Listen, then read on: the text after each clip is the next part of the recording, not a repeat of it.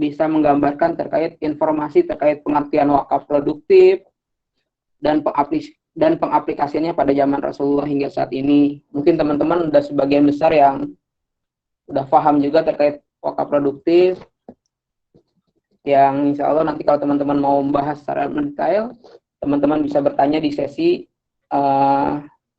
tanya jawab. Selanjutnya nanti kita akan ada terkait memberikan informasi mengenai peluang dan tantangan wakaf produktif secara global, baik dari beberapa hal. Nanti pembicara insya Allah akan membahas secara detail. Terus nanti akan terkait memberikan informasi terkait kelebihan dan kekurangan investasi wakaf dan non wakaf, seperti apa sih kayak gitu. Terus memberikan informasi terkait kesuksesan pengelolaan wakaf nazir dalam sudut pandangan berbagai negara, bisa contohnya Arab, Mesir, Malaysia, dan Indonesia tentunya. Nanti ada memberikan informasi terkait dampak besar dari wakaf terhadap SDGs.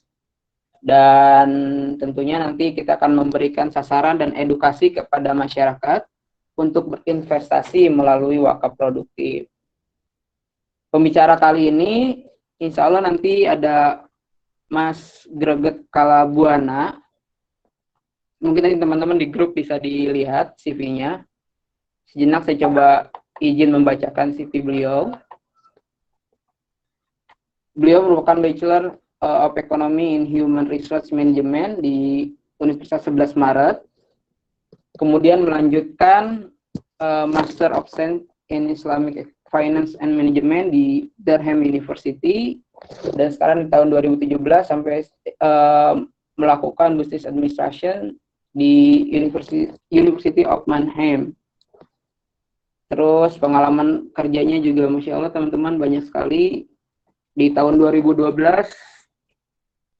beliau di Corporate Academy Education Program, kemudian di International Education Program Koordinator, dompet duafa, terus di Islamic Banking Research Assistant, Financial Service Authority, terus di tahun 2017 sampai sekarang di Islamic Finance Specialist United Nations Development Program. Baik, teman-teman, sekilas itu terkait CV pemateri kita, itu Mas Greget Kalabuana. Mungkin ini sekilas bahasan ya teman-teman. Nanti ada beberapa juga sebagaimana yang udah disepakati bahwa ada aturan untuk untuk kegiatan sekarang. Tata tertib seperti yang mana di-share di grup. Pertama, seluruh partisipan berharap untuk mute mikrofon saat sharing berlangsung ketika pemateri melakukan pemaparan. Kedua, peserta diharapkan untuk mematikan mode video. Partisipan diperbolehkan bertanya saat sharing berlangsung dengan menuliskan pertanyaan pada kolom komentar atau chat yang nanti akan ditampung oleh moderator. Peserta yang dibolehkan berbicara saat dipersilakan oleh moderator, terus tidak diperbolehkan untuk menyela saat narasumber menyampaikan. Itu beberapa aturan ya teman-teman. Sambil menunggu peserta yang lain,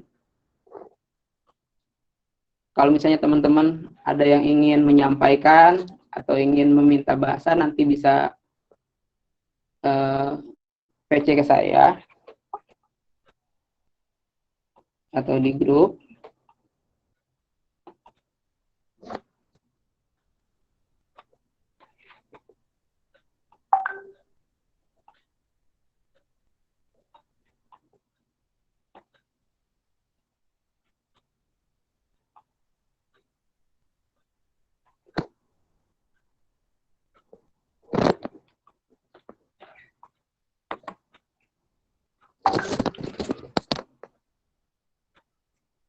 Oke teman-teman, sambil menunggu, izin coba kita sedikit gambarkan terkait bahasan sekarang.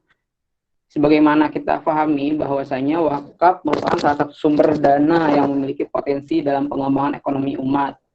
Tujuan wakaf ialah sebagai salah satu pemerataan distribusi pendapat guna pemberdayaan umat di sisi lain selain zakat. Indonesia mempunyai potensi yang sangat besar akan tetapi masih sedikit yang dimanfaatkan untuk usaha-usaha yang produktif. Nah, optimalisasi wakaf secara produktif dapat mengembangkan dan berfungsi untuk memberdayakan ekonomi umat. Wakaf sebagai salah satu filantropi dalam Islam yang memiliki ciri keabadian dapat mendukung pencapaian tujuan pembangunan keberlanjutan atau SDGs. Misal untuk mengurangi kemiskinan, menyediakan fasilitas kesehatan dan pendidikan, meningkatkan kualitas pendidikan dan kesehatan masyarakat, meningkatkan kesejahteraan ekonomi, dan mengurangi senjangan ekonomi. Nah, berangkat dari hal ini teman-teman, FOSEI dengan Agrowakaf mengadakan Inspiring Talk dengan tema yang saya sebutkan tadi.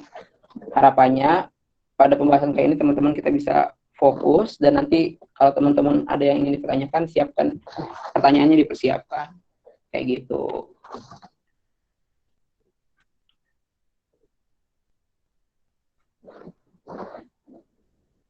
Oke, untuk mempersingkat waktu teman-teman, kita siap untuk pemaparan. Untuk selanjutnya kepada Pak pemateri Mas Greget untuk menyampaikan materinya, kami persilahkan. Ya, Bismillahirrahmanirrahim. Assalamualaikum warahmatullahi wabarakatuh. Bisa dengar suara saya ya? Bisa. Oh ya, nanti kalau misalnya agak hilang-hilang masuk suaranya, mohon diberitahu. Soalnya ini saya kayaknya agak masuk keluar gitu sinyalnya ya. Terima kasih sebelumnya saya sampaikan khususnya untuk Mas Agus Sulaiman, Mas Sulaiman ya tadi ya, dari Presidium FOSE Nasional, dan juga untuk Agrowakaf dan untuk FOSE Nasional tentunya. Dan alhamdulillahirrahmanirrahim, saya bersyukur sekali karena ini bisa dibilang semacam reuni begitu ya, karena dulu saya juga aktif di FOSE meskipun bukan nggak sampai ke nasional, apalagi jadi presidium gitu ya. Jadi saya melihat ada 30 atau sekitar 40 rekan-rekan atau adik-adik ini, saya cukup bangga karena bisa melihat beserta harapan gitu ya. Insya Allah nanti di beberapa tahun ke depan akan ada banyak pemuda yang peduli dengan Islamic Finance, dengan Islam Economics, dan segala hal yang berhubungan dengan keislaman, khususnya untuk bidang ekonomi dan keuangan begitu. Jadi saya bersyukur sekali, terima kasih karena sudah diberi kesempatan. Nah, mungkin sebelum masuk ke materi, saya mungkin bisa share sedikit ya. Biasanya kalau misalnya kita ada satu webinar, kemudian istilahnya video conference seperti ini, kadang-kadang kita dikejar waktu nih, gitu, dikejar waktu sehingga untuk bisa menampilkan slide tuh kadang-kadang nggak begitu efektif. Saya ada slide, tapi mungkin nanti tidak semua ditampilkan. Tapi di sini kita nanti akan belajar dua hal. Jadi saya bilang belajar, kenapa? Karena ada banyak orang yang lebih paham tentang wakaf di luar sana, gitu, dan ilmu tentang Islamic Finance itu seolah-olah terus tumbuh karena kita selalu menggali dari sejarah, kemudian dihubungkan dengan inovasi dan teknologi yang ada sekarang, gitu. Artinya nanti kalau seandainya apa yang saya sampaikan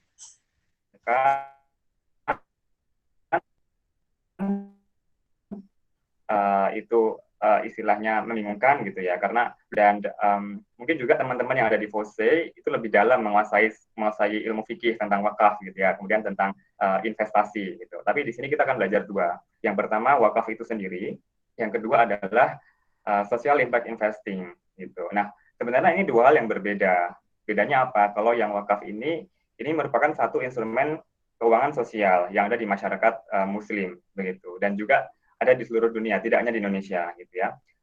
Di tataran internasional juga ada. Tetapi kalau yang social impact investing, ini adalah satu konsep investasi gitu, di mana di dalamnya ada irisan dengan prinsip-prinsip keuangan syariah gitu.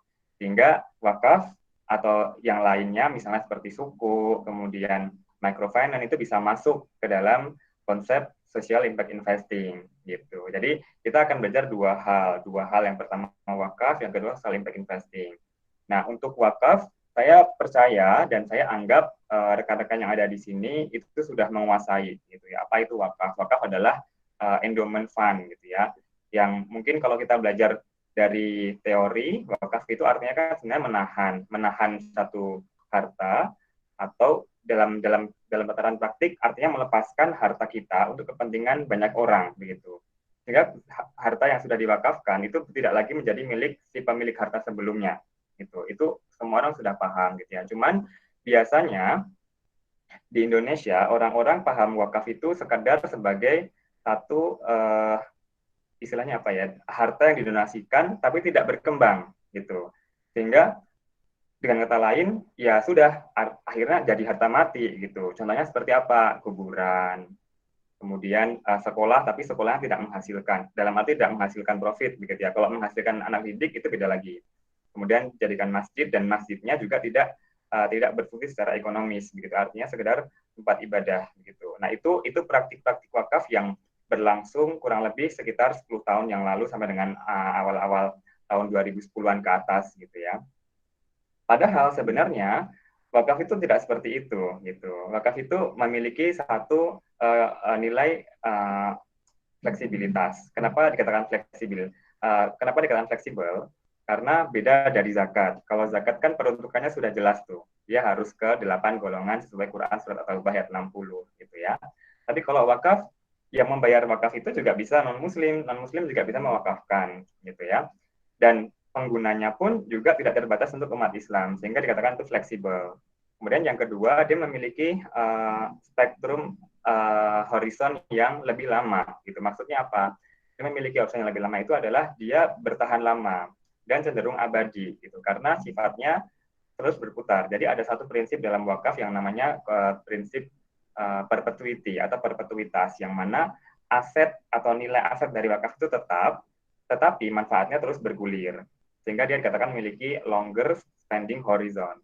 Lalu yang ketiga, dia bisa menghasilkan. Nah, ini yang kadang-kadang masyarakat Indonesia belum begitu paham gitu ya, literasi wakafnya masih kurang.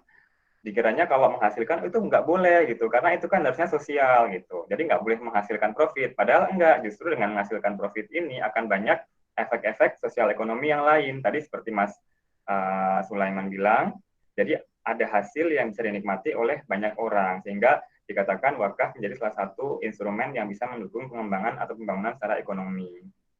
Begitu. Nah, salah kaprah yang lain juga, kadang-kadang orang-orang yang di sekitar kita itu kalau misalnya punya tanah banyak nih, tanah saya di lokasi A, B, C gitu ya, kemudian mau diwakafkan. Nah, yang diwakafkan itu di lokasi yang jauh terpencil gitu ya, yang apa namanya mojok banget gitu. Sehingga apa? Sehingga nggak bisa dimanfaatkan gitu. Padahal semestinya kalau mau dijadikan wakaf, kemudian supaya dia mengalir terus kemanfaatannya, nggak cuma pahalanya. Ya kalau kemanfaatannya mengalir berarti pahalanya mengalir gitu ya. Harusnya yang didonasikan sebagai wakaf itu adalah aset yang strategis. Maksudnya strategis itu apa? Berarti ya dia memiliki nilai manfaat yang besar. Misalnya ya harusnya di tengah kota. Jangan dipilihkan yang di ujung terpencil sehingga orang nggak bisa menggunakan itu gitu. Sehingga ujung-ujungnya hanya dipakai untuk kuburan atau untuk hal-hal yang sifatnya itu tidak produktif gitu. Nah, itu beberapa kondisi perwakafan di Indonesia gitu ya. Sehingga orang mulai belajar sebenarnya apa sih wakaf gitu. Apakah sekedar kita mendonasikan kemudian selesai? Ternyata enggak. Ada banyak penemuan gitu. Sekarang ada juga wakaf yang sifatnya bukan aset bergerak gitu ya, tapi aset yang bukan aset yang tidak bergerak, tapi aset yang bergerak. Contohnya seperti uang. Jadi wakaf tidak sekedar tanah gitu ya. Ada wakaf uang, ada wakaf melalui uang. Kalau wakaf uang itu berarti yang diwakafkan adalah uangnya. Kalau wakaf melalui uang itu sebenarnya dia mewakafkan satu, misalnya nih kan ada tuh wakaf masjid.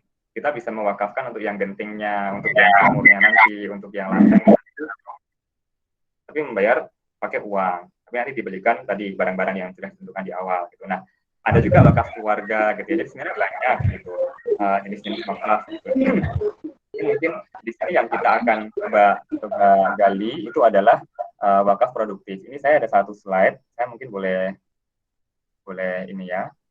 Uh,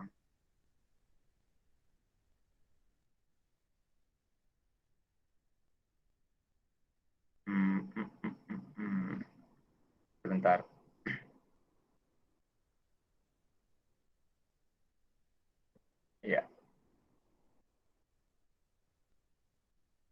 Teman-teman bisa lihat? Halo? Iya, bisa. Bisa ya? Tapi Ya, ini belum saya akan Mas, ya. ini saya akan coba menggambarkan konsep wakaf yang sempat saya pelajari dan saya hubungkan dengan yang namanya Sustainable Development Goals, karena untuk bisa mengaitkan dengan social development, social impact investing, kita juga harus mengaitkan antara wakaf itu dengan tujuan pembangunan gitu ya. Artinya ada satu dampak yang dituju, ditargetkan. Kalau kita ngomongin soal wakaf, tadi seperti yang saya bilang ada prinsip-prinsip perpetuitas, ada juga kelebihan-kelebihan seperti lebih fleksibel, kemudian jangka panjang, kemudian juga menghasilkan gitu ya. Tapi kalau kita ngomongin soal potensi gitu ya, nasibnya sama dengan zakat gitu. Zakat selama ini kan digadang-gadang potensinya sekitar 217 triliun di seluruh Indonesia, tetapi yang berhasil dihimpun hanya sekitar 3% dari nilai potensinya gitu. Sama dengan wakaf. Kalau kita mengibaratkan jumlah populasi Indonesia itu sekitar 263 atau 270 juta gitu ya. Kemudian jumlah muslimnya itu 230 juta atau sekitar 87%. Kalau kita asumsikan bahwa sekitar 74 juta atau berarti sepertiga lah ya, kurang dari sepertiga sih. Sepertiga dari umat muslim Indonesia itu dianggap sebagai middle class muslim. Kenapa middle class muslim? Karena orang yang berwakaf itu biasanya orang-orang yang memang dia punya kelonggaran gitu. Jadi dia memiliki satu kelonggaran dari hartanya sehingga dia mewakafkan. Makanya kita ngambil middle class muslim. Kalau middle class muslim Indonesia saja 74 juta orang itu mewakafkan atau membayar wakaf, maka akan didapatkan satu potensi wakaf 12 billion. 12 billion dolar itu sekitar mungkin 190 atau 180 triliun rupiah gitu ya. Tapi ternyata ini pada tahun 2017 ya teman-teman ya. Jadi ini data dihimpun ketika ada Indonesia Wakaf Summit. Nah, ternyata yang dikoleksi aja, yang dihimpun saja pada tahun 2017 itu hanya sekitar 27 million, baru 27 juta dolar. Jadi sangat sedikit gitu. Nanti dihitung sendiri itu nilai rupiahnya berapa gitu. Nah, makanya orang-orang pada mikir sekarang gimana caranya supaya wakaf itu istilahnya nggak jadi seperti zakat juga, yang keduanya sebenarnya sama penting, tapi sama-sama tidak bisa terhimpun gitu karena ada banyak faktornya. Faktor yang pertama, kalau teman-teman lihat di slide itu ada problem ya. Masalah yang pertama adalah underdeveloped atau traditional way. Maksudnya underdeveloped itu adalah tidak ada pengembangan wakaf yang benar-benar inovatif sehingga masyarakat tidak bisa naik literasi terhadap wakaf itu sebenarnya apa gitu. Kemudian digunakannya untuk apa? Masih sekedar mendonasikan tanah untuk kuburan, untuk madrasah, untuk masjid dan lain sebagainya gitu. Jadi masih tradisional gitu ya. Itu problem pertama, sehingga diperlukan satu inovasi yang misalnya dikaitkan dengan asuransi, dikaitkan dengan suku, dikaitkan dengan investasi dan lain sebagainya gitu. Kemudian yang kedua, karena tidak adanya transparansi gitu. Tidak ada transparansi ini bukan berarti pengelolaan wakaf sekarang itu tidak jujur, tidak. Sekarang pengelolaannya sudah baik gitu. Kalau kita melihat misalnya Dompet Duafa atau Badan Wakaf Indonesia, saya pikir cukup inovatif dan cukup banyak proyek-proyek yang dilakukan dan dibangun menggunakan dana wakaf gitu ya. Tapi tidak ada transparansi itu maksudnya adalah masyarakat itu tidak bisa mengakses informasi secara leluasa. Sebenarnya untuk apa sih? Sebenarnya dampaknya seperti apa gitu, perkembangannya bagaimana gitu. Sehingga ketika orang diminta untuk membayar juga akan jadi malas gitu loh, saya nggak tahu itu buat apa gitu. Sama dengan zakat juga kan begitu. Kalau misalnya nggak ada laporan keuangan dari lembaga pengelola zakat atau amilnya, pasti orang jadi akan merasa terdemotivasi gitu ya untuk membayar zakat kembali. Mendingan saya langsung kasih ke tukang beca gitu. Mendingan saya langsung kasih ke masjid dekat saya wakafin tanah deh buat masjid gitu, misalnya gitu. Nah, kemudian poor data management. Nah, kalau ini memang ini terjadi di banyak aspek kehidupan ya, teman-teman ya. Jadi kalau kita ngomongin soal wakaf, ada berapa banyak titik wakaf di Indonesia gitu. Lokasi wakaf di Indonesia itu katanya ada 400.000 lebih, 400.000 lebih. Dengan jumlah totalnya itu jumlah total luasnya itu mencapai 5 kali negara Singapura atau setengahnya Libanon gitu. Itu saya pernah membuat hitung-hitungan kasar seperti itu. Itu pada tahun 2017-an. Ya, artinya kalau sekarang ya harapannya asumsinya naik gitu ya, tapi paling nggak sama lah gitu.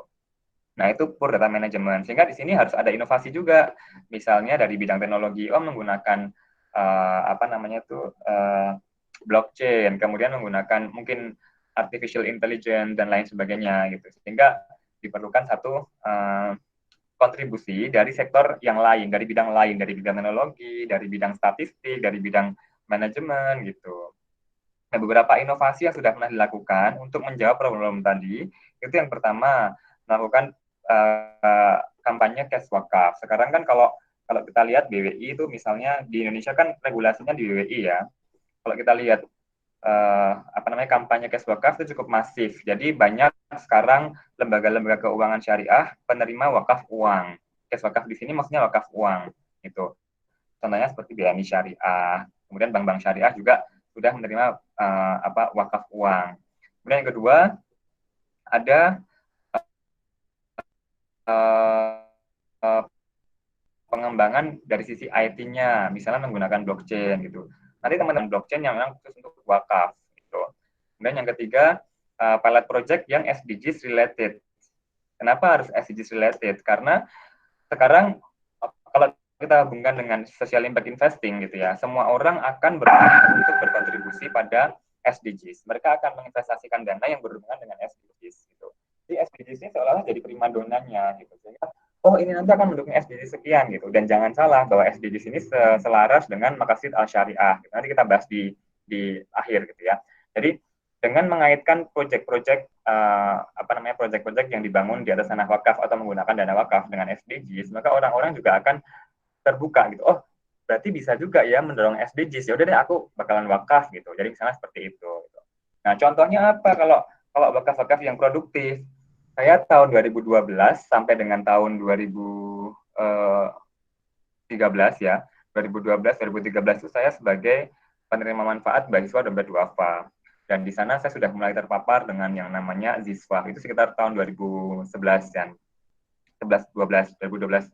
Kemudian setelah lulus dari kampus S1 di UNS, saya masuk ke dompet duafa. Di sana saya benar-benar bekerja dan saya lihat sendiri bahwa ada satu contoh rumah sehat dompet duafa, namanya Rumah Sehat. Ini adalah pionir dari gerakan rumah sehat ya. Jadi namanya bukan rumah sakit tapi rumah sehat. Cuman karena nomenklatur dari Kementerian Kesehatan harus pakai rumah sakit, makanya jadi rumah sakit, rumah sehat terpadu. Jadi di dompet duafa itu ada rumah sakit, rumah sehat terpadu, itu yang pertama, dan itu dia menggunakan tanah wakaf. Seingat saya menggunakan tanah wakaf atau menggunakan dana wakaf. Namun, tidak sekedar wakaf, di situ ada zakat juga, di situ ada CSR, di situ ada sedekah dan lain sebagainya. Sehingga sumber-sumber pendanaan keuangan sosial syariah ini digabung jadi satu gitu. Dan kalau kemudian berarti itu rumah sehatnya harus digunakan oleh orang-orang yang mohon maaf yang kurang mampu ya gitu. Enggak, rumah sehatnya tetap bisa digunakan untuk orang-orang yang juga mampu gitu. Kalau orang yang mampu dia harus bayar gitu. Kalau orang yang kurang mampu dia mungkin akan digratiskan, apalagi kalau dia adalah seorang mustahik gitu ya. Jadi ada satu modifikasi yang unik di sini bahwa zakat, wakaf, kemudian dengan bentuk dana-dana sosial yang lain digabung memberikan manfaat. Lalu ada juga kantor saya waktu itu di Dompet Duafa itu ada di lingkungan pendidikan Smart Excellencia. Ini juga satu sekolah yang dibangun juga dengan menggunakan wakaf gitu ya, wakaf dan dana-dana yang lain gitu. Terus yang terbaru kalau teman-teman mengikuti perkembangan dunia wakaf dan suku, kemarin kan pemerintah Indonesia sudah meluncurkan yang namanya cash wakaf link suku. Ya kan? Di sini ada yang mengikuti perkembangan suku enggak? Ada enggak? Mungkin Mas Agus Sulaiman. Dikit lah, insya Allah. Ya, jadi kalau yang cash wakaf link suku ini juga unik gitu ya. Jadi suku itu dibelinya pakai uang wakaf. Jadi masyarakat mengumpulkan cash wakaf lewat LKSPWU tadi, Lembaga Keuangan Syariah Penerima Wakaf Uang. Kemudian dibelikan sukunya kemudian diinvestasikan, digunakan untuk membangun proyek-proyek gitu ya. Tapi profit atau imbal hasil dari suku itu nggak dikasihkan ke si pembeli sukunya, tapi digunakan untuk dana sosial gitu. Jadi ini satu mekanisme yang melipat gandakan manfaat gitu ya. Sudah pakai uang wakaf, nanti uang wakafnya kembali karena suku kan investasi ya. Jadi uang wakafnya kembali, kemudian hasil donasi hasil sukunya itu investasinya itu hasil investasinya atau kuponnya bisa digunakan untuk membangun proyek sosial yang lain gitu. Nah, ini contoh-contoh wakaf yang tadi temporer gitu ya. Jadi wakafnya itu temporer sehingga balik lagi digunakan untuk membeli suku dan balik lagi. Oh, bukan, sorry. Ini bukan wakaf temporer. Ini maksudnya adalah wakaf yang digunakan untuk beli suku, sukunya dibalikin setelah selesai maturity date-nya atau jatuh temponya selesai, uangnya dibalikin lagi, dibelikan suku lagi, balikin lagi. Jadi ini revolving fund, jadi bergulir gitu ya. Nah, tadi kalau yang maksudnya wakaf temporer, jadi wakaf itu ada dua. Ada wakaf yang sifatnya temporer, jadi misalnya saya mewakafkan tanah ini gitu misalnya. Bukan, saya mewakafkan apa ya, uang temporer hanya sekitar 5 tahun gitu. Nanti setelah 5 tahun diambil lagi bisa gitu. Ada juga yang permanen. Saya cuma wakaf 1 juta kok, jadi nggak masalah kalau misalnya saya permanen aja deh gitu. Karena kalau 1 juta doang mungkin orang juga ya udah itu sebagai wakaf gitu, sedekah wakaf, jadi nggak perlu dibalikin lagi gitu. Tapi kalau dia niatnya investasi, mungkin dia mewakafkan secara temporer gitu. Nanti kita bisa diskusi soal ini. Nah, kemudian kemarin saya sempat diminta sama panitia itu ya, itu untuk menjelaskan satu sebentar. Ini kalau stop sharing, oh ya, ini udah nggak sharing ya. Ya, jadi kemarin saya sempat diminta untuk menjelaskan beberapa wakaf yang ada di negara lain, gitu. Kalau di negara lain, sebenarnya kuncinya begini, teman-teman. Saya ada 3 laporan. Saya ada 3 laporan yang saya unduh dari IRT, Islamic Research and Training Institute. Jadi nanti teman-teman bisa saya kasih linknya. Ada 3 laporan Islamic Social Finance. Jadi Islamic Social Finance Report, kalau tidak salah tahun 2014, 2015, dan 2016. Gitu. Nah, di masing-masing tahun ini, itu mereka fokus untuk menganalisis zakat dan wakaf atau Islamic Microfinance atau apapun instrumen sosial atau instrumen yang masuk dalam keuangan syariah sosial itu di berbagai negara, dan mereka membaginya menjadi klaster benua. Tahun 2014 itu di benua Asia. Jadi yang diteliti itu Malaysia, Indonesia, Bangladesh, kemudian Pakistan gitu. Kemudian tahun berikutnya itu yang diteliti di Afrika. Di Afrika ini misalnya kayak Nigeria, Kenya, Tanzania, South Africa atau Afrika Selatan. Kemudian yang di tahun berikutnya lagi itu di Rusia, di Kyrgyzstan, Kazakhstan, dan negara-negara di sekitarnya gitu.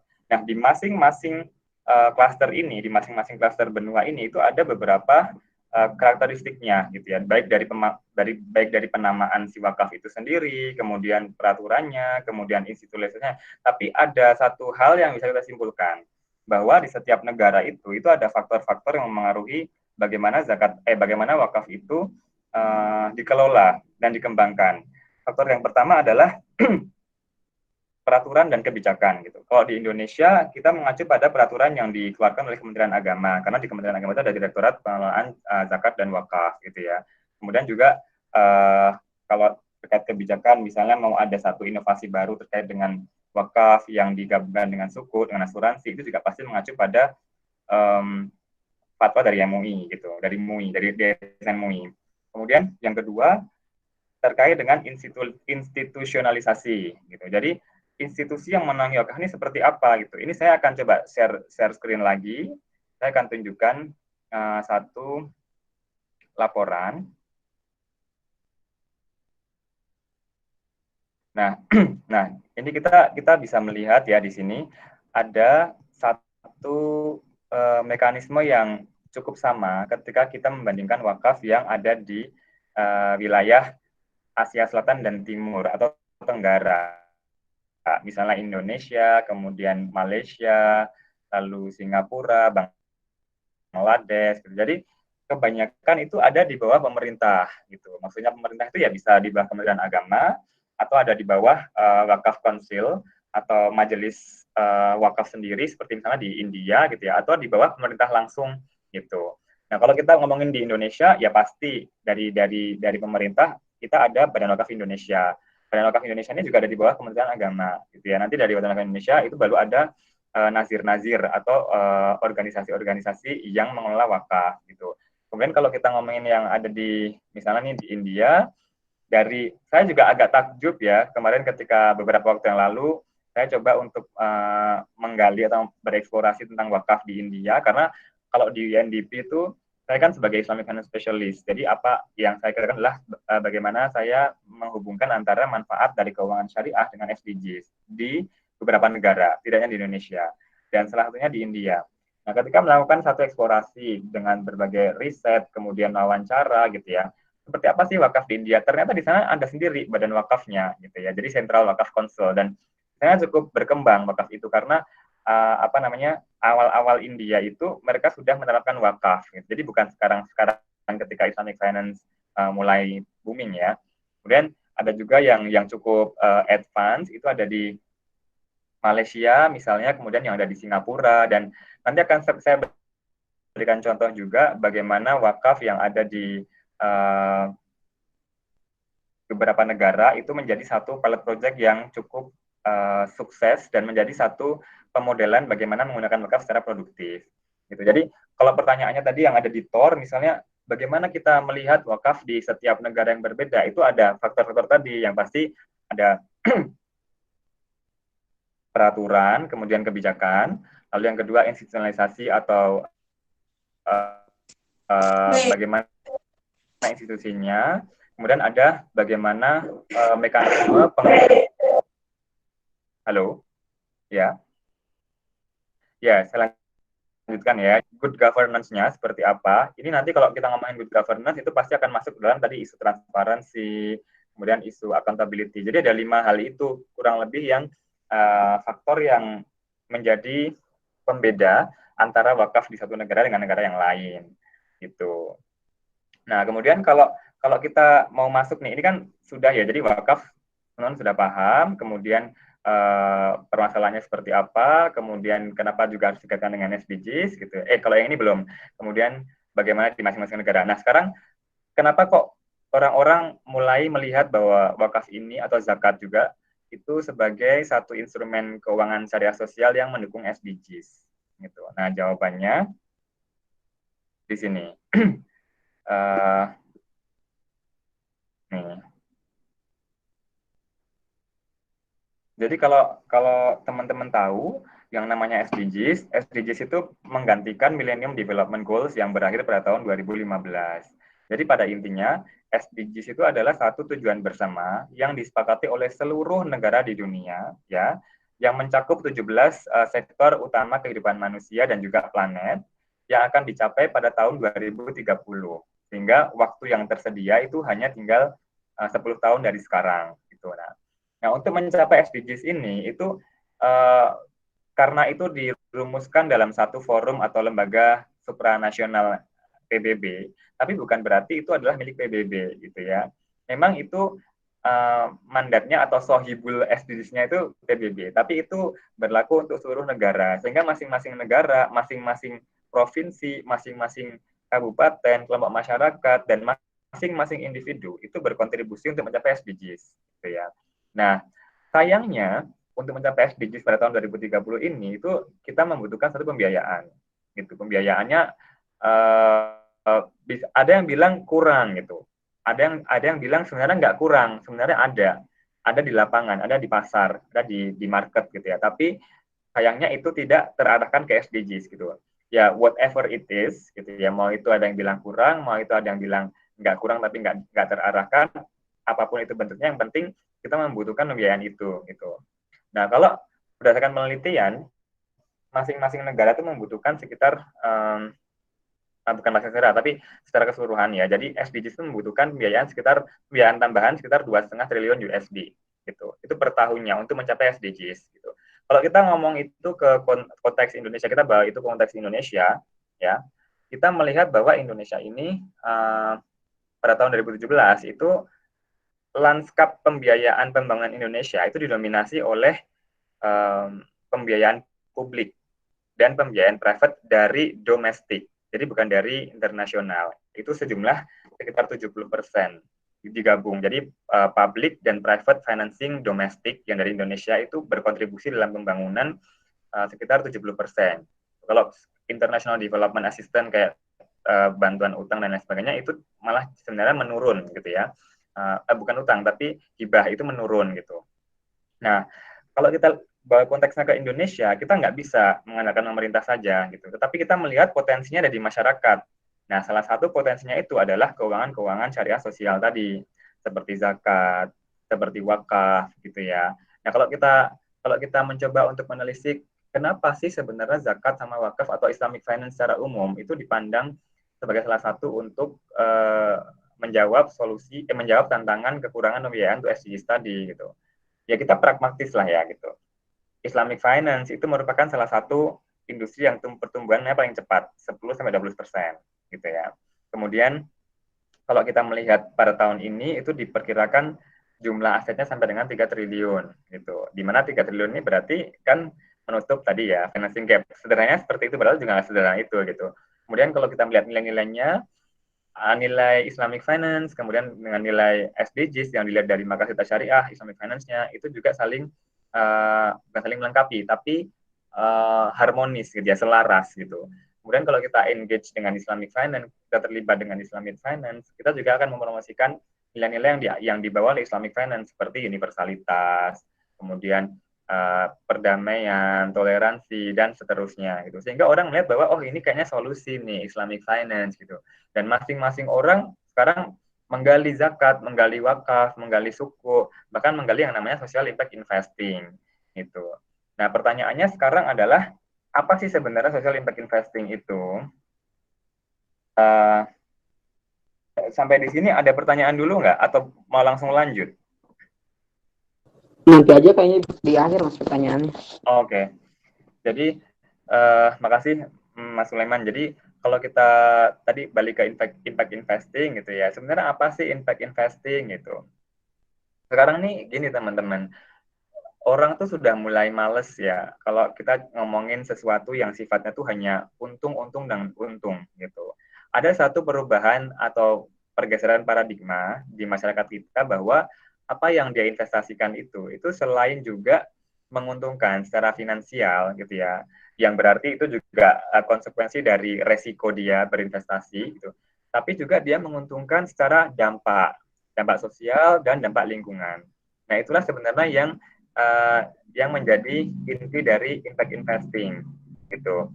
Impact investing itu jadi satu investasi yang dia tidak hanya memberikan dampak finansial tapi juga dampak sosial dan lingkungan gitu. Nah, kalau kita ngomongin soal impact investing, oh berarti kalau misalnya saya punya investasi gitu ya, terus di tengah-tengah ternyata ada satu dampak sosial, oh berarti ini impact investing dong, belum tentu gitu. Karena yang namanya impact investing ini yang menarik, yang namanya impact investing ini target-target sosial dan lingkungannya tadi itu sudah harus ditentukan di awal gitu. Jadi ada faktor ada namanya ada kriteria intentionality atau niat dari awal bahwa investasi ini nanti tidak hanya akan memberikan satu dampak finansial tapi juga sosial gitu. Kemudian tetap ada return of ada returnnya atau return expectation. Kemudian juga ada range of returnnya juga itu sesuai dengan maksudnya nggak di bawah-bawah pasar banget gitu ya, jadi tetap menguntungkan. Terus yang paling penting juga ada pengukuran impact-nya. Jadi ketika orang sudah menyatakan bahwa oh investasi ini akan memberikan satu dampak, misalnya investasi A dampaknya ke masyarakat begini. Nah itu ukurannya apa gitu? Apakah kalau keuangan kan bisa diukur dari return on investment, return on asset, return on equity gitu ya. Tapi kalau bidang sosial dengan apa mengukurnya gitu kan? Ya dengan tadi outreach, output, outcome, impact itu apa? Ntar saya jelaskan. Gitu. Nah, kalau Islamic Impact Investing itu berarti ya sesuai dengan prinsip syariah. Misalnya apa? Ya berarti harus ada filter dan screen-nya. Negatif screen, positif screen gitu. Jadi bahwa dia harus digunakan untuk hal-hal yang tidak melanggar syariah gitu ya. Kemudian juga ada satu pembagian risiko yang sama antara orang yang mendanai dan yang didanai, namanya juga investasi gitu ya. Jadi bukan salah satu yang menanggung. Kemudian juga berdasarkan pada aktivitas real ekonomi di lapangan gitu. Karena kalau kita kan Islam itu kan mendorong yang namanya satu bentuk real ekonomi gitu. Jadi ekonomi yang benar-benar ada di masyarakat dan berputar gitu. Kemudian juga kontraknya juga harus jelas sesuai dengan prinsip syariah dan kalau misalnya itu menguntungkan berarti juga akan ada zakatnya gitu. Nah, itu prinsip impact investing di dalam Islam. Dan ternyata memang impact investing ini juga secara konvensional ya, itu dilihat itu sesuai dengan nilai Islam, sehingga ada banyak sekali sekarang contoh-contoh impact investing gitu. Contoh yang paling nyata itu adalah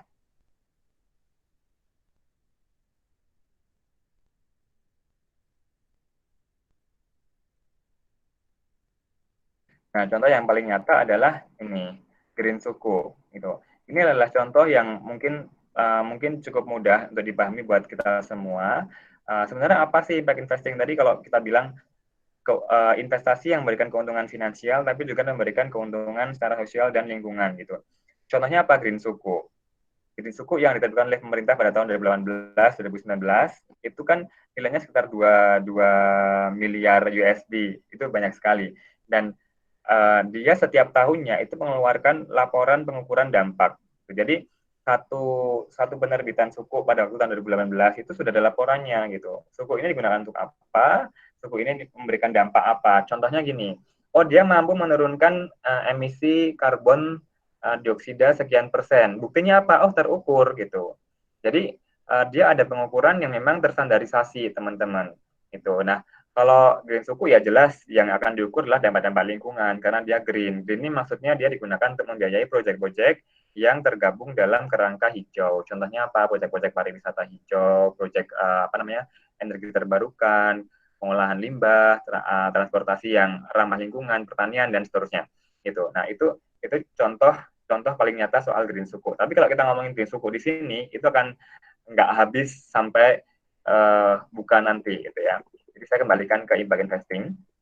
Nah, kalau impact investing sendiri, tadi gimana cara mengukurnya dampak sosialnya gitu ya? Itu kita bisa mengukur lewat tadi outreach, output, outcome, dan impact gitu. Bedanya apa? Bedanya gini. Outreach itu maksudnya adalah jangkauan yang sifatnya biasanya hanya mengukur jumlah gitu. Misalnya nih teman-teman KKN bikin satu program di Kalimantan gitu ya. Outreach-nya apa? Oh, outreach-nya 300 anak-anak muda di pedalaman hutan Kalimantan gitu. Udah itu outreach. Kemudian output. Outputnya apa? Oh, outputnya adalah output itu sebenarnya kegiatan, tapi dalam kehidupan sehari-hari kita biasanya salah. Kita salah memaknai bahwa output itu adalah hasil. Padahal output itu kegiatan. Aktivitasnya apa? Oh, aktivitasnya itu adalah ya tadi melakukan misalnya pemberdayaan anak-anak muda diajari supaya bisa bikin bikin startup atau bisa bikin UMKM sendiri gitu atau bisa bikin lembaga kecil sendiri gitu. Itu aktivitasnya. Outcome-nya apa? Oh, sekarang mereka berpenghasilan misalnya gitu. Nah, berpenghasilan dari yang awalnya dari yang awalnya nganggur sekarang punya penghasilan. Nah, impact-nya apa? Impact ini dalam jangka lama, dalam jangka panjang, dan ini mengukur satu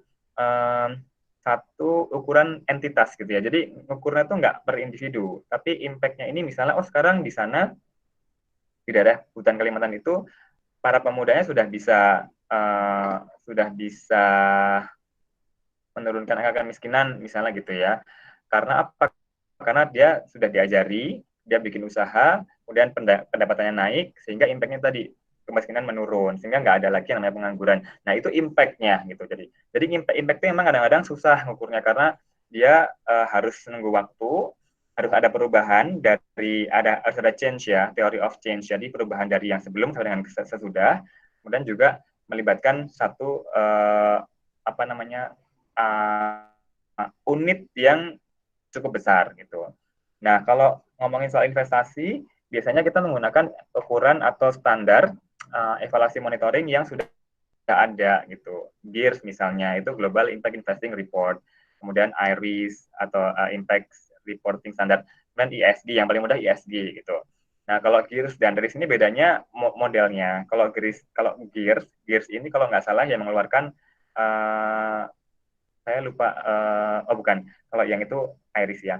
Ya, kalau GIRS ini lebih kepada pemeringkatan. Teman-teman bisa lihat di slide, jadi dia lebih kepada peringkat gitu ya, tapi kalau yang Iris ini matrix, jadi dia lebih mengisi penilaian gitu. Kalau ESG, ini yang selama ini banyak digunakan sih, biasanya kalau di bank-bank juga pakainya standar ESG gitu. Terus, apa lagi ya? Oh ya, contoh sekarang kita kembali ke video. Nah, sekarang kalau kita kita mau membahas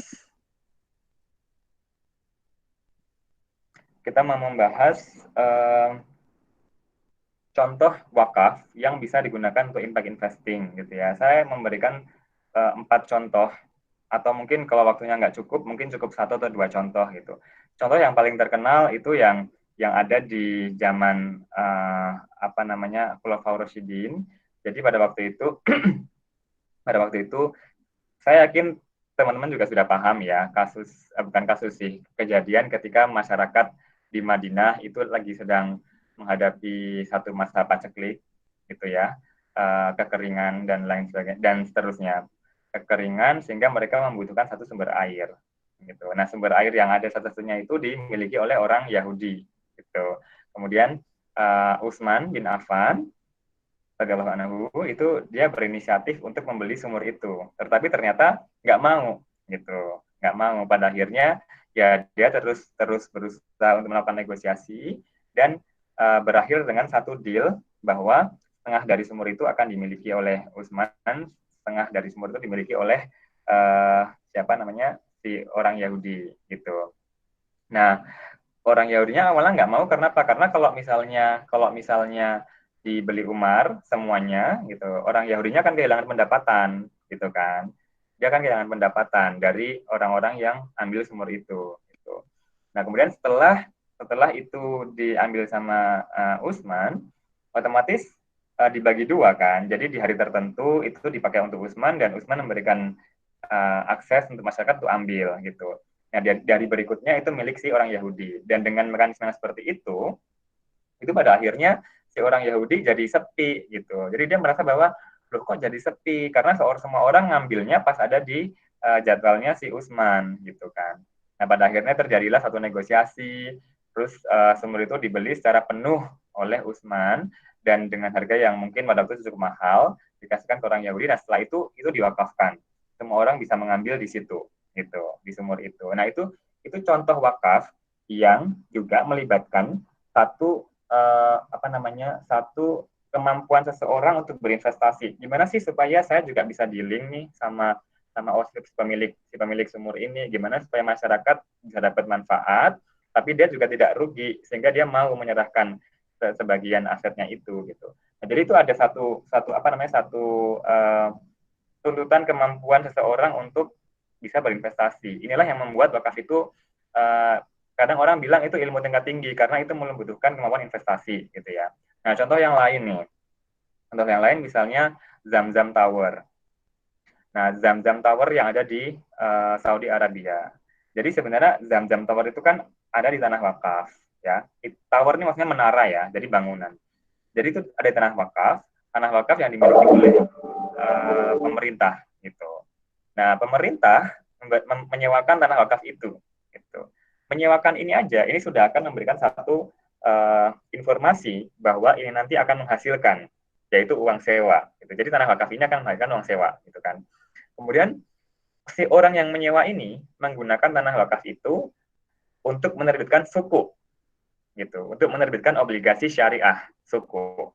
Dari suku ini uangnya terkumpul digunakan untuk membangun satu bangunan di tanah wakaf tersebut, gitu.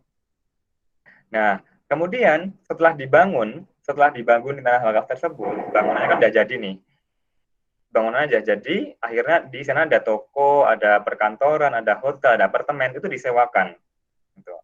Nah, uang sewanya itu masuklah ke si penerbit suku atau orang yang tadi menyewa, kemudian ke pemerintah dan yang lainnya. Gitu. Dan pada waktu jatuh tempo, semuanya dikembalikan, baik aset maupun tanahnya. Gitu. Nah, ini contoh satu pengembangan wakaf investasi yang produktif gitu ya, baik dari sisi pemerintah, dari sisi pengembangnya juga, baik dari masyarakatnya juga. Gitu. Itu Zamzam Tower. Kemudian selain itu juga ada yang terkenal tuh di Singapura yang Bin Colin dari Majelis Agama Islam Singapura. Jadi dia mengelola awalnya satu tanah wakaf yang itu untuk masjid, tapi kemudian dijadikan produktif, masjidnya dipindah ke atas, kemudian dibangun apartemen, juga menghasilkan. Kemudian ada juga yang dikembangkan oleh IDB, itu ada Awqaf Properties Investment Fund, kalau nggak salah namanya APIF, ya, Alkaf Properties Investment Fund, di mana dia ini membantu negara-negara Muslim untuk mengelola tanah wakaf, untuk membangun real estate di tanah wakaf, atau mengelola existing real estate yang ada di tanah wakaf yang sudah ada, gitu. Nah, itu yang contohnya yang ada di beberapa negara yang diinisiasi oleh IDB, Islamic Development Bank, gitu. Nah, mungkin sudah jam 4.45. Kalau misalnya sudah ada yang mau bertanya, mungkin boleh kali ya. Kita sambil jalan. Tapi nanti kalau nunggu sampai saya selesai, jadi nggak ada yang tanya. Saya kembalikan ke moderator. Terima kasih. Siap. Baik, Mas. Terima kasih buat Mas Greget. Sudah ada pertanyaan pertama, Mas. Terkait pertama dari Arta Julian. Assalamualaikum, Mas Greget. Mohon izin bertanya, bagaimana cara kita sebagai anak muda yang ingin mengembangkan wakaf produktif di sekitar daerah kita? Mungkin ada trik dan tipsnya, Mas. Terima kasih. Arta dari Unida Gontor, Mas. Oh, wow, dari Gontor ya. Langsung dijawab nih, atau gimana? Langsung aja, Mas. Buat teman-teman yang lain yang mau bertanya, silahkan tulis di kolom komentar, nanti dibacakan oleh moderator. Ya, terima kasih untuk Mas Arda ya, dari Gontor. Saya kalau ketemu sama anak muda yang dari Gontor tuh rasanya bangga gitu ya, dan agak minder gitu, dan agak kecewa juga karena saya nggak sempat sekolah di sana. Jadi gini, kalau misalnya kita ngomongin soal wakaf, sebenarnya ya yang menjadi satu isu, dan nggak hanya di wakaf, tapi juga ada di zakat dan yang lainnya, investasi gitu, itu adalah egosentris gitu. Kalau kita punya satu niat, kemudian yang niatnya itu untuk sosial gitu ya, itu akan lebih baik kalau kita punya konsep yang matang gitu. Artinya gini, tadi kan satu isu dalam wakaf itu contohnya institusionalisasi gitu. Jadi tidak ada institusi yang jelas yang bisa digunakan untuk mengembangkan wakaf, sehingga masing-masing negara saat ini sudah mulai membangun itu, karena itu satu solusi gitu ya. Jadi bikin badan wakaf, bikin majelis wakaf, bikin sektor wakaf konsil dan lain sebagainya gitu. Nah, kalau kita punya ide nih, misalnya saya pengen mengembangkan wakaf gitu, coba kita ajak yang lain gitu ya. Kita ajak satu lembaga-lembaga yang memang sudah punya kredibilitas di situ gitu. Kita coba dengan The Duafa gitu, atau dengan startup yang fokus untuk keuangan sosial gitu. Gimana cara bikin wakaf ini berdampak gitu ya, dan juga tidak sekedar sosial tapi juga ada nilai komersialnya gitu. Karena tadi kan di awal kita sepakat bahwa ini adalah satu mekanisme pembangunan ekonomi. Jadi tidak sekedar jaring pengaman sosial seperti zakat, tapi juga ini merupakan satu bentuk pengembangan ekonomi gitu ya, jadi memberikan hasil. Jadi datanglah coba ke misalnya ke Dompet Duafa atau ke rumah zakat atau ke masjid gitu. Kira-kira gimana ya kalau untuk mengembangkan wakaf ini gitu. Biasanya agak butuh waktu untuk bisa sampai dengan punya satu konsep yang matang gitu. Tapi kalau kita hanya sekedar mau menggunakan dana wakaf gitu ya, atau mewakafkan supaya lebih produktif, itu mudah gitu. Maksudnya kita tinggal bayar wakaf, kita tinggal mendonasikan wakaf ke lembaga pengelola wakaf gitu. Tapi kalau bikin satu usaha atau investasi yang berbasis wakaf, itu akan butuh satu proses gitu ya, karena itu bisnis gitu. Tapi kalau hanya sekedar bayar wakaf, kemudian atau membeli asuransi yang berhubungan dengan wakaf, itu gampang gitu. Jadi kembali pada idenya dulu apa gitu.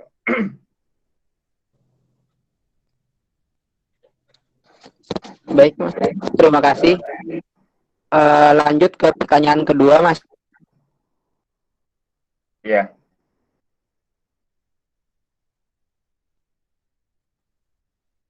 Pertanyaan kedua apa?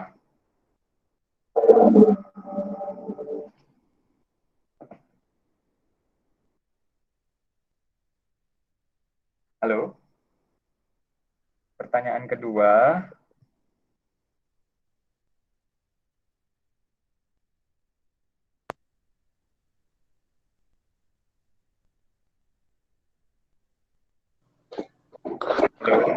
Mohon maaf, Mas, tadi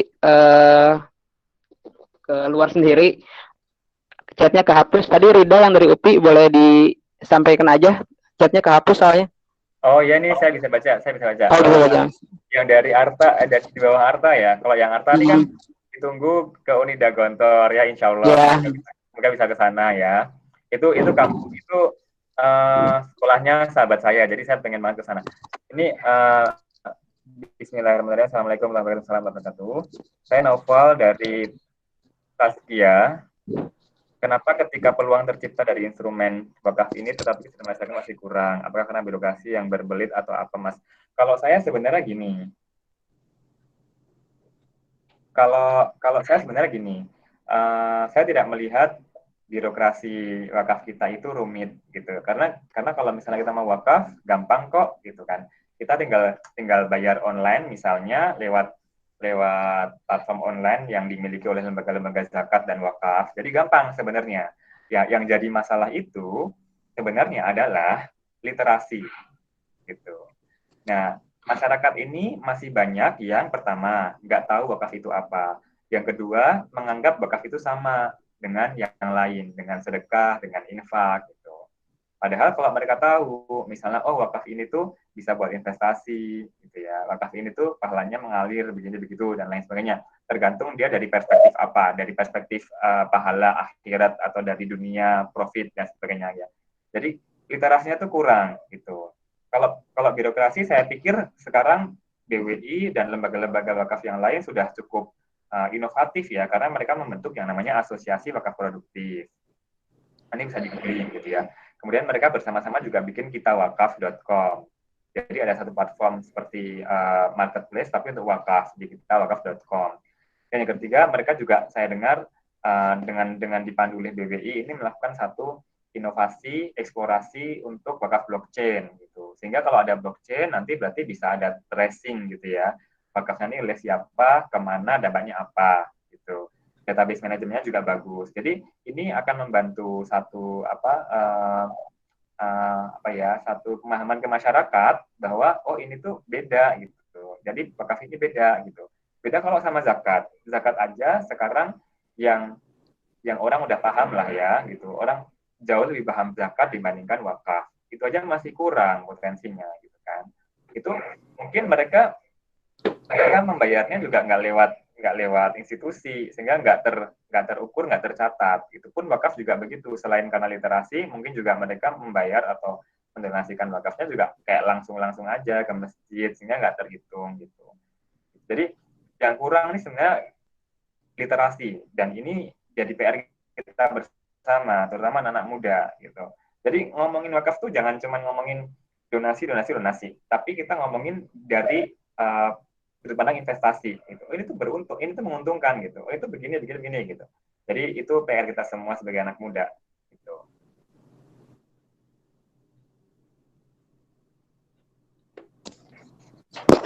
Itu jawaban untuk Mbak Naufal atau Mas Naufal Rizkullah Al-Banjari ya.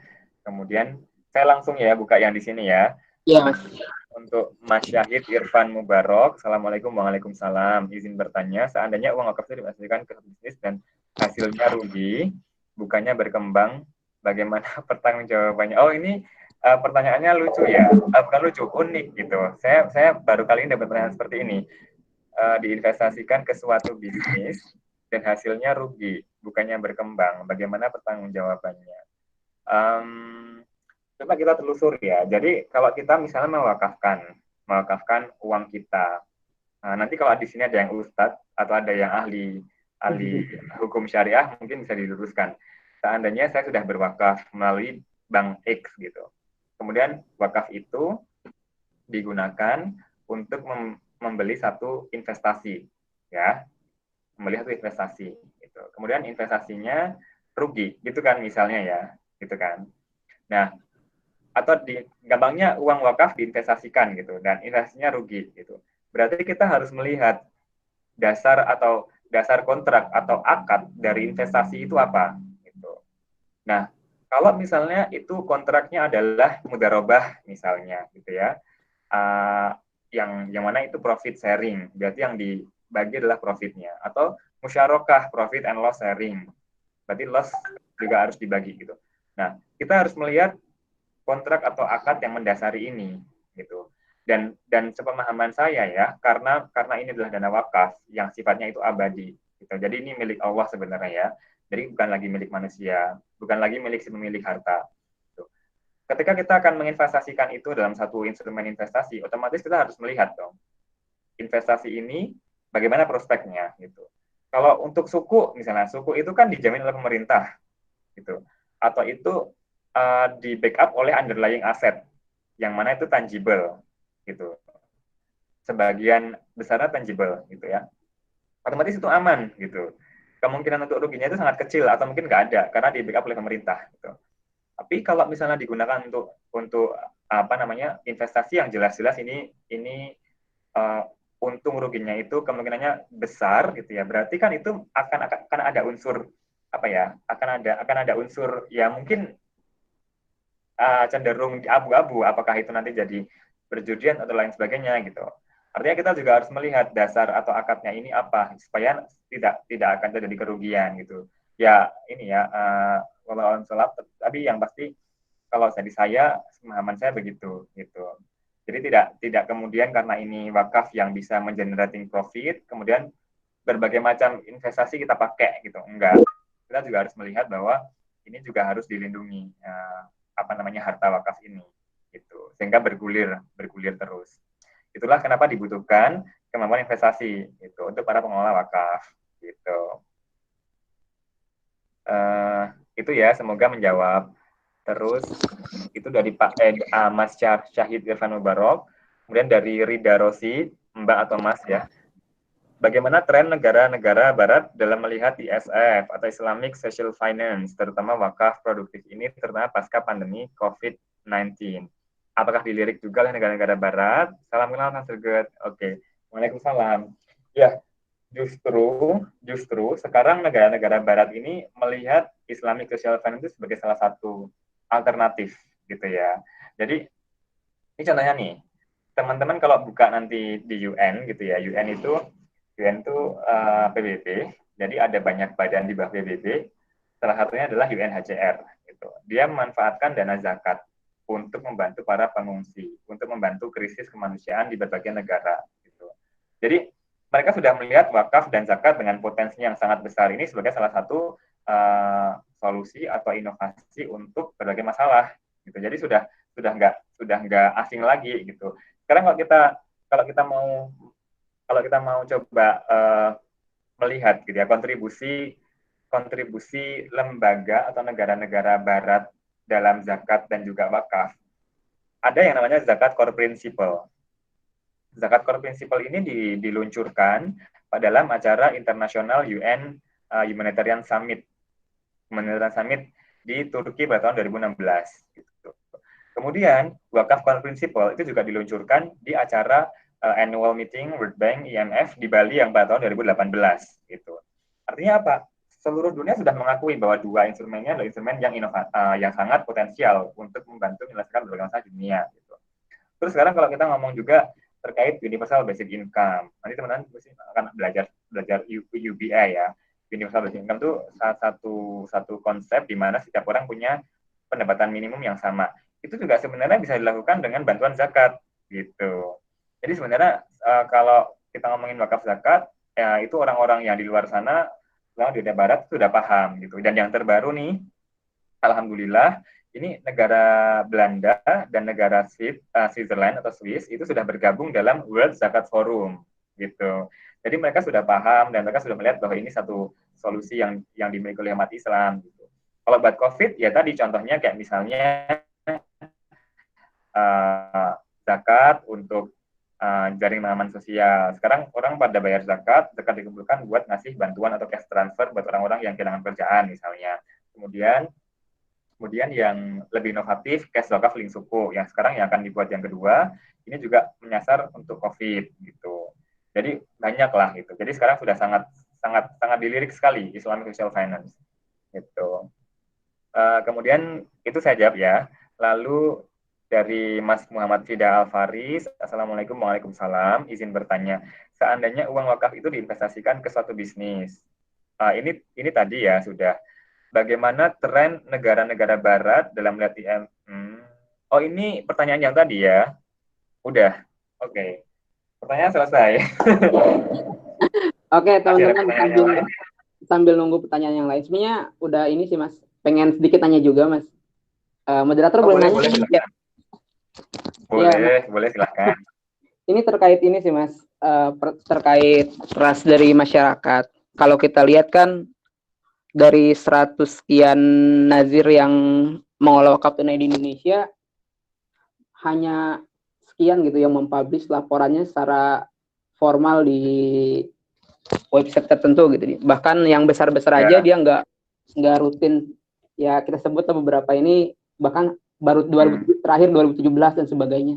Ini kan juga kalau saya pribadi ini juga suatu masalah gitu Mas, sesuatu yang ini kan uang gitu, nggak tahu ngalir kemana. Ini jadi sedikit kendala bagi kepercayaan masyarakat. Mungkin ini juga salah satu penghambat terkait susahnya buat terkumpul dari dana wakaf tersebut gitu Mas.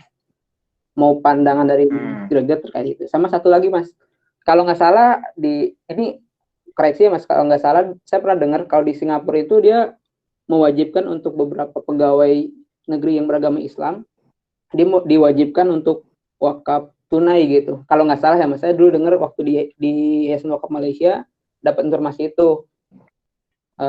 Berarti kan itu sistem mandatori ya dari pemerintah langsung kepada orang-orang di bawahnya. Memungkinkan nggak sih Mas di Indonesia terkait sistem mandatori tersebut? Kan lumayan tuh kalau misalnya Iya. pegawai negeri yang sekian ditutupin kayak gitu. Itu aja Mas, terima kasih. Ya, tadi yang pertama, aduh jadi lupa. Yang tadi pertama apa ya? Oh ya, trust ya, soal trust gitu. Sebenarnya emang itu jadi problem utama gitu. Kenapa orang nggak mau bayar wakaf ke lembaga karena trust gitu ya. Trust yang kemudian mendiscourage mereka untuk membayar kembali gitu. Atau trust yang tidak diperoleh oleh orang lain yang membuat kita jadi nggak pengen bayar gitu. Jadi ini ada multiplier effect-nya sebenarnya kalau trust ini terganggu, sehingga yang perlu diselesaikan yang pertama adalah masalah trust gitu. Kalau saya gitu ya, seandainya saya kan pilihan wakaf itu kan sebenarnya nggak cuma satu ya. Wakaf itu kan ada banyak lembaganya gitu. Kalau lembaga A misalnya nggak ngasih laporan, ya kita jangan ke sana gitu. Kita ambil ke lembaga yang lain. Jangan jadikan alasan tidak adanya trust ini untuk menghentikan lah kita buat wakaf. Cuman gara-gara nggak ada laporan di lembaga A, terus saya nggak mau wakaf. Enggak. Kalau emang kita benar-benar niat, yang satu nggak ada, cari yang lain gitu. Kecuali kalau semuanya tuh nggak ada. Gitu. Saya yakin ada kok yang pakai itu ada. Gitu. Nah, salah satu contoh salah satu langkah yang sedang digalakkan pemerintah untuk meningkatkan trust ini adalah dengan teknologi gitu, dengan blockchain gitu ya. Kalau laporan keuangan, kemudian laporan dampak itu kan sifatnya manual ya, jadi dia harus upload, dia harus mengkaji gitu. Tapi kalau dengan teknologi, dengan blockchain misalnya, orang bayar wakaf sekarang gitu, kemudian nanti dia bisa ngetrace, oh uang wakaf saya ini kemana gitu. Sama kayak kalau kita mau tahu rantai pasokan dari makanan dari sejak dia di peternakan daging gitu sampai dengan dia masuk ke supermarket itu halal atau enggak, itu dia juga bisa pakai blockchain gitu ya. Makanya sekarang yang disasar oleh teknologi oleh orang-orang itu gimana cara naikin trust ini gitu supaya trust ini berasa gitu. Nah, selain dengan teknologi, sekarang orang-orang juga mulai sadar akan pentingnya yang namanya komunikasi. Gitu. Jadi ketika mereka punya satu proyek yang menggunakan uang wakaf, atau ketika mereka punya aktivitas yang didanai oleh wakaf, itu pasti akan dipublish. Gitu. Dipublish untuk kepentingan informasi. Sehingga orang-orang itu paham bahwa, oh, wakaf saya itu gunanya untuk ini loh. Gitu. Itu kalau dari lembaganya ya. Tapi kalau dari individu kita masing-masing ya tadi itu, kalau kita emang niat bayar wakaf, jangan jadikan alasan yang ada di lembaga itu untuk menghentikan kita membayar wakaf. Kalau nggak di sana nggak ada, cari yang lain. Itu pertanyaan yang pertama.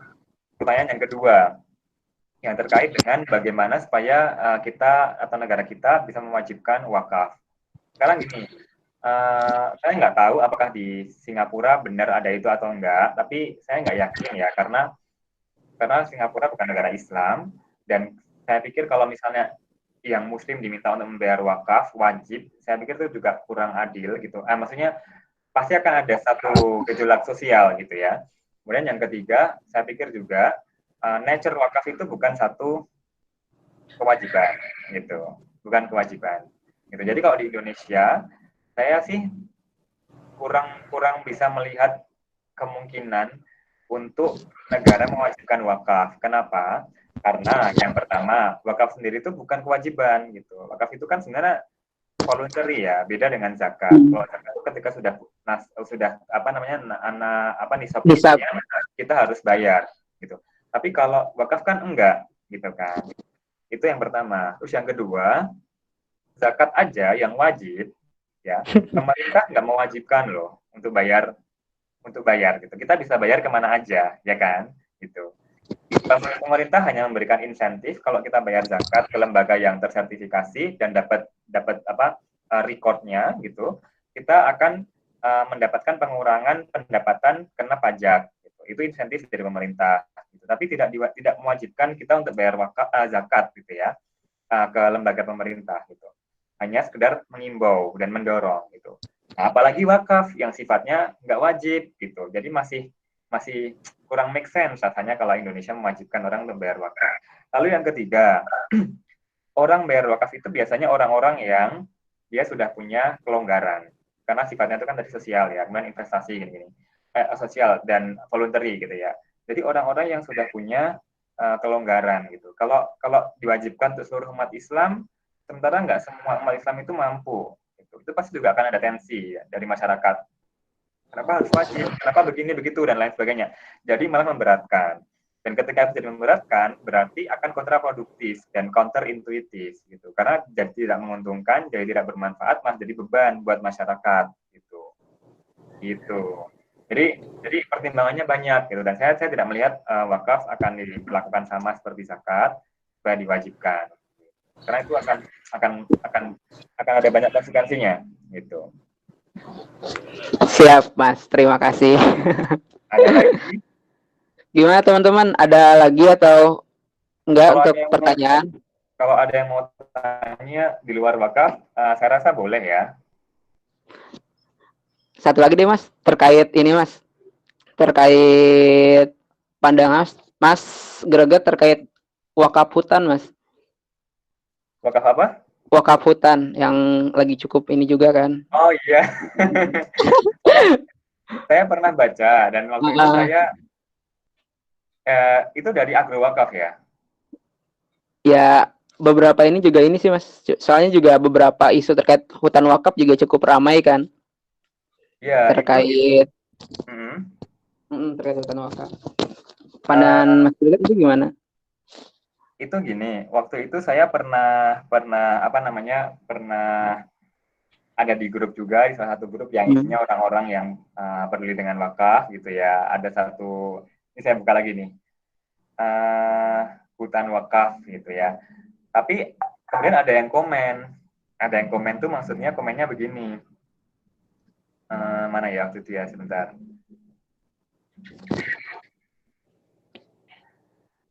Pokoknya ada yang komen yang mengkritisi itu gitu terkait dengan hutan wakaf gitu. Kalau misalnya itu nanti hutan wakaf, apanya saya lupa. Cuman saya sendiri nggak tahu ya sebenarnya hutan wakaf ini apa gitu.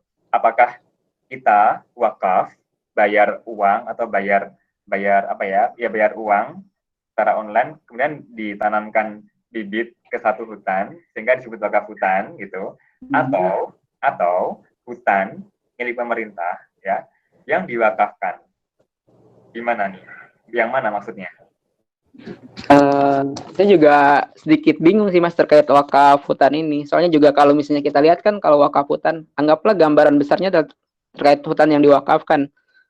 Sedangkan maksudnya dari wakaf hutan ini kan agak sedikit, kalau aneh Agus pribadi Mas ya, bingungnya tuh yang kan kalau suatu wakaf tuh ada sesuatu yang manfaatnya yang digunakan itu kan jelas ya Mas. Yang didapatkan itu jelas kalau misalnya kita wakaf hutan, ataukah mungkin gara-gara wakaf hutan terus jadi oksigen jadi banyak atau kayak gitu, itu juga secara manfaatnya juga masih, kalau aku pribadi masih kayak banyak bingung sih Mas terkait ini. Tapi bisa dapat mungkin kita perlu eksplorasi lebih lanjut ya, tapi pada prinsipnya idenya menarik gitu, idenya sangat menarik gitu. Cuman bisa dari dua hal ya tadi yang saya sampaikan tadi. Yang pertama adalah kita mengencourage masyarakat untuk membayar wakaf, dan wakafnya itu akan digunakan untuk membeli bibit-bibit untuk penghijauan, jadi bikin hutan lagi gitu. Nah, mungkin orang menamakannya wakaf hutan, padahal sebenarnya itu wakaf melalui uang untuk hutan, untuk bikin bibit, untuk apa, beli bibit, untuk nanam pohon, untuk penghijauan gitu. Ya nanti akan ada oksigen dan lain sebagainya. Tapi mungkin kita juga harus melihat kalau misalnya itu maksudnya misalnya itu jadi seperti itu gitu ya. Pengelolaannya seperti apa gitu. Siapa yang akan mengelola hutan ini? Apakah Nazir? Nazir juga harus mengelola hutan ini atau bagaimana gitu. Itu yang pertama, model yang pertama. Model yang kedua adalah pemerintah nih. Pemerintah kan punya hutan yang disewakan ke para pengembang, misalnya buat apa tuh perusahaan-perusahaan yang bergerak di bidang kehutanan gitu ya. Kalau sudah masa habis gitu ya, ambil lagi pemerintah wakafin gitu, diwakafkan untuk digunakan buat kepentingan masyarakat gitu, sehingga itu wakaf hutan gitu. Karena kalau kita ngomongin hutan, masyarakat yang punya hutan itu kan nggak banyak gitu. Jadi kalau kita pakai terminologi wakaf hutan, masa iya saya harus wakaf hutan, saya nggak punya hutan gitu. Jadi secara marketing aja nama wakaf hutan ini juga sudah multitafsir gitu ya. Maksudnya apakah orang yang punya hutan dan dia mewakafkan? Kalau kayak gitu, berarti akan sangat kecil sekali segmennya gitu. Berapa sih orang Indonesia yang punya hutan gitu kan?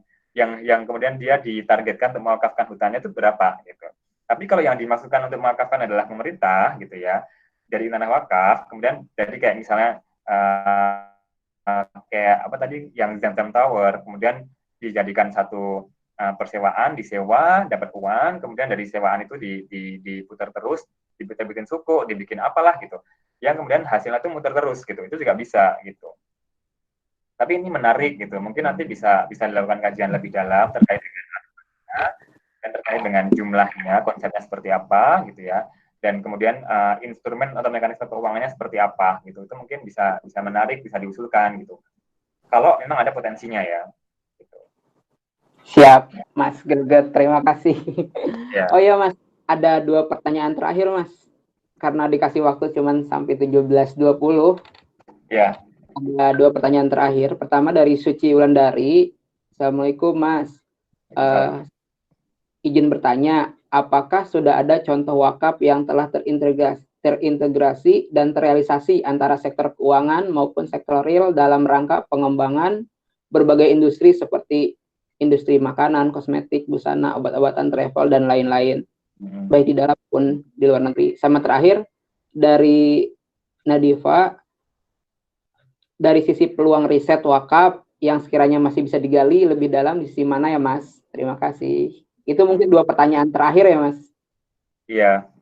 Sebenarnya asik ya, kayak gini apa namanya tanya jawab ya dibandingkan ngisi materi yang tadi lama tadi gitu. Kalau yang kembali ke Mbak Suci, Waalaikumsalam warahmatullahi wabarakatuh.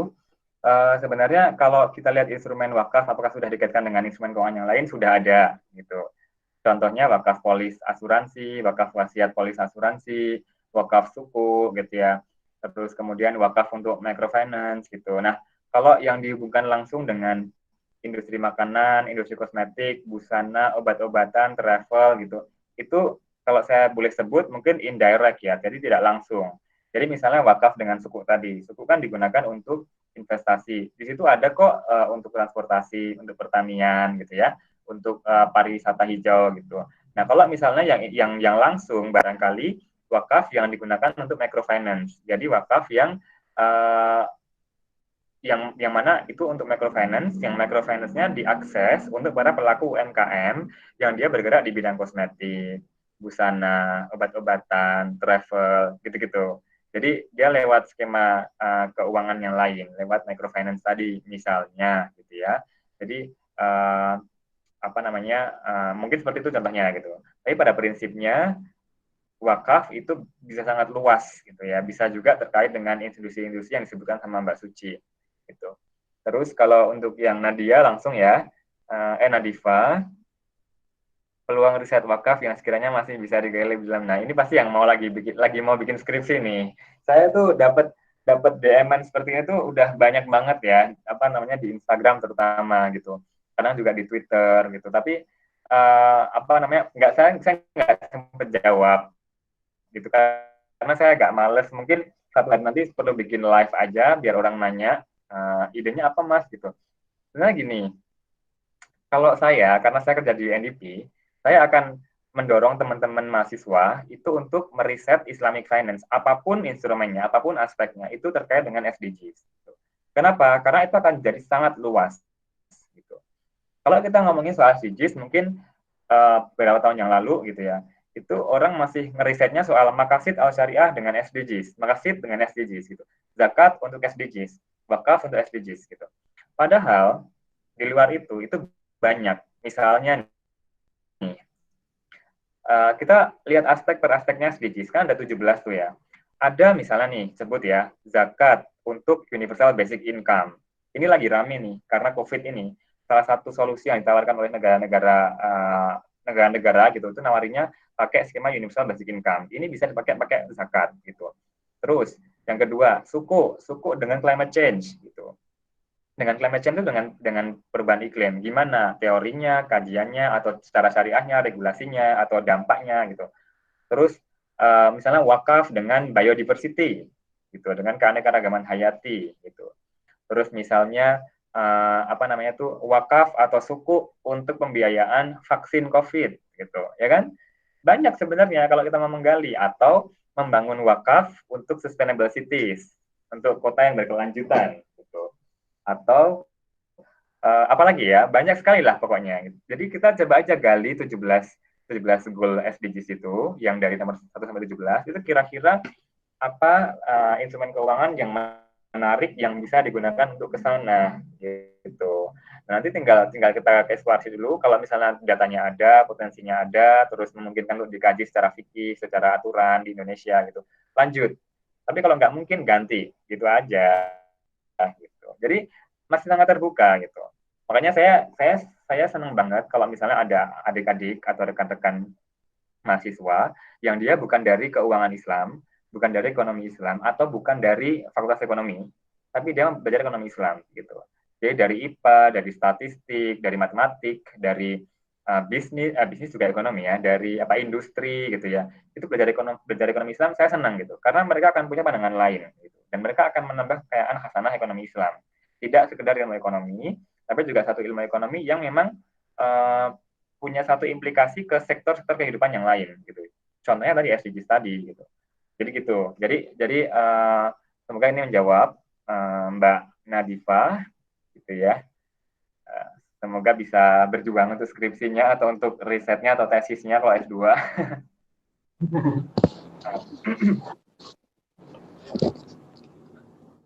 Oke, terima kasih buat Mas Greget, karena waktu juga udah selesai.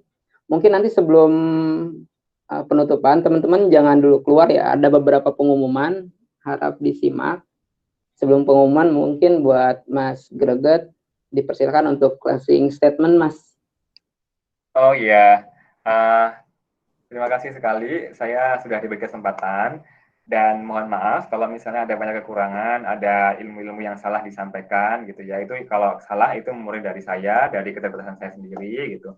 Dan pesan saya cuma satu, kalau teman-teman semua di sini adalah para pejuang ekonomi robani, ya, ekonomi Islam, dan teman-teman adalah mahasiswa yang berasal dari fakultas atau jurusan yang erat dengan ekonomi Islam, tolong siarkan itu ke siapapun gitu ya. Buatlah ekonomi Islam ini inklusif ya. Inklusif dalam arti konsepnya, dalam arti manfaatnya juga, nggak hanya untuk orang Islam, nggak hanya dilakukan oleh orang-orang yang paham ekonomi Islam, tapi juga orang-orang yang ada di luar bidang ekonomi Islam juga tertarik, juga merasakan manfaatnya gitu ya, juga paham gitu. Jadi itu PR besar buat kita, karena kalau kita ngumpul-ngumpulnya hanya gini-gini aja, hanya ke sesama orang ekonomi Islam aja, ya kita akan terus berkutat di lingkaran itu. Kita akan ketemu si A, si B, si C, si A, si B, si C, udah di situ aja gitu. Tapi kalau kita juga berdiskusi dengan orang-orang di luar kita, gitu ya, membuat kita inklusif, maka orang juga akan paham, oh ternyata ekonomi Islam begitu ya, gitu. Nah itu yang saya lakukan, alhamdulillah dalam beberapa tahun terakhir ini saya berusaha untuk berdiskusi gitu ya dengan orang-orang yang di luar lingkaran ekonomi Islam, supaya apa ya, supaya inklusif, supaya lebih bermanfaat, rahmatil alamin gitu. Jadi itu pesan saya. Jadi tetap semangat. Kalau yang masih kuliah, semoga dimudahkan dan segera bisa berkontribusi real ke masyarakat gitu ya. Kalau yang sudah lulus juga semoga bisa semakin bermanfaat lagi. Terima kasih Amin. dan sampai ketemu lagi di kesempatan berikutnya atau di ruangan dan platform yang lain. Terima kasih. Oke, terima kasih Mas Greget, luar biasa ilmunya. Mudah-mudahan Allah limpahkan terus keberkahan setiap agenda Mas Greget. Amin. Oke, teman-teman, ada sedikit pengumuman. Pertama, pengumuman dari Agrowakap, teman-teman. Jadi Agrowakap ini ada 10 program Ramadan di Agrowakap. Pertama, ada lumbung program. Nanti teman-teman juga dapat ininya, posternya. Itu lumbung program dengan donasi 100.000 dengan kode 10. Terus ada donasi 10.000 dengan kode 20. Terus ada kode 30 dengan 100.000. Terus ada kode 40 dengan donasi 20.000, kode 50 15.000. Terus juga di kode 60 ada 250.000, kode 70 100.000.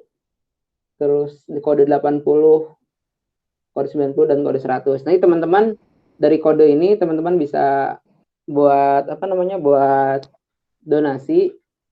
Pertama, teman-teman salurkan melalui Bank Syariah Mandiri dengan nomor 713-157-9912 di Bank Syariah Mandiri atas nama Yayasan Agrowakap Nusantara. Kode unik tadi jangan lupa dimasukkan, dan nanti ada kode QR juga kalau teman-teman mau menggunakan OVO. Terus yang kedua, ada Inspiring Talk lanjutan. Ini terkait petani milenial dalam membantu ketahanan pangan di kondisi krisis. Nanti ada Mas Nur Agis, ada Muhammad Wafik, ada Mas Pandu, ada Mas Ardi selaku CEO co-founder Agrowakap. Itu di hari Jumat 15 Mei. Jamnya sama teman-teman, di 15.30 sampai dengan selesai via Google Meet. Daftarnya nanti secara detail akan ada disampaikan oleh Agrowakap. Mungkin itu aja. Terima kasih buat teman-teman yang udah meluangkan waktunya. Kita tutup agenda pada hari. Oh, satu lagi teman-teman, jangan lupa. Jadi FOSE ini milad pada tanggal 13 Mei. Jadi besok agenda milad FOSE. Jadi FOSE udah berdiri selama 20 tahun, Mas. Mohon doanya juga. Oh, wow. Jadi besok Luar milad biasa. FOSE. Saya beruntung ya, jadi saya dapat acara pas sudah mau ulang tahun ya. Selamat ulang tahun, semoga sukses. Jangan lupa buat teman-teman hadir di agenda Milad FOSE besok jam 8.30 pagi sampai siang insya Allah. Dan mohon doanya juga buat FOSE bisa lebih maju lagi. Oke, mungkin itu aja. Kita tutup dengan melafazkan hamdalah.